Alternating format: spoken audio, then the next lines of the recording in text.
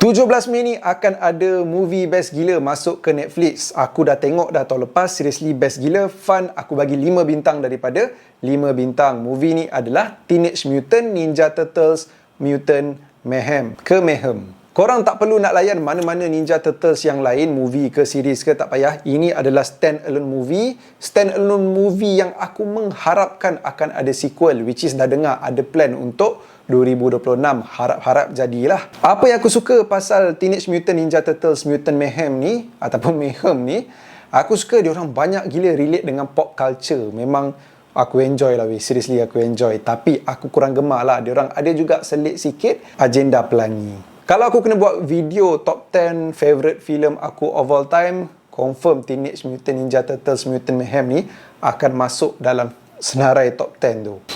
Macam kena buat lah top 10 favourite film of all time.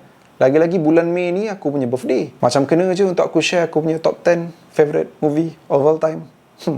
Nak ke? Cuba komen.